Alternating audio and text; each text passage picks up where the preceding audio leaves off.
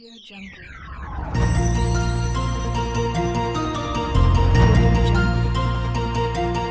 name is Megan Kenny, this is Taylor Spain, and we're recapping this week's newsletter journal.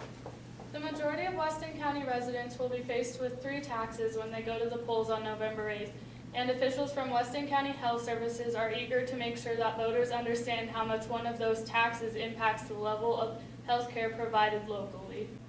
Author Mark Pinsky heard the story that started it all from his sister-in-law, Susan Waddell, who was a social worker and attorney involved in death penalty mitigation. The practice of creating a profile of a person accused of a crime who may face the death penalty in an effort to convince a judge or jury that the person should not be executed. For the past several months, the City of Newcastle has been trying to hammer out the details of a franchise agreement with Charter Communications to provide a cable television service in Newcastle, but the City Attorney Jim Peck told the City Council last week that an agreement still had not been reached.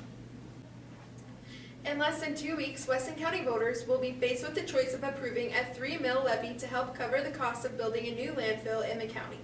But a recent Newsletter Journal editorial prompted the Weston County Commissioners to discuss whether or not a new landfill is actually necessary. Newcastle Police Chief Jim Owens said a number of people have complained about a new automated phone system that was recently installed at the Weston County Law Enforcement Law Center, but he is encouraging residents to understand that the change was necessary and hopes they will continue to recognize the benefits that will be produced as a result of the change. Newcastle High School received the opportunity to purchase a drone thanks to a grant procured by science teachers Jim Stith and Doug Scribner. Students' efforts in their studies often go underappreciated, especially in light of the attention paid to sports and other extracurricular activities, but First State Bank has launched a program they hope will change that. It has been more than a month since longtime Upton Police Chief Lynn Hoffland retired, and the small department has been stretched even more thin because of an injury that has put one of its 2 full-time officers on the sideline. After missing the playoffs last season, the Dogie football team was not about to fall short this year, and it shows with the pummelings the team has handed their opponents over the last few weeks.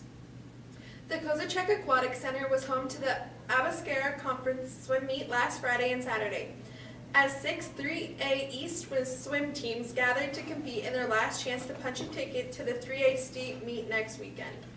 After a successful conference meet a week earlier, the Dogie and Lady Dogie cross-country teams went to Sheridan on Saturday, looking to bring home some hardware, but knew it would be a challenge going up against the bigger schools from the west side of the state. The 2016 regular season came to a close for the Lady Dogie volleyball team last Friday when they traveled to take on the number 2 ranked Douglas Lady Bearcats.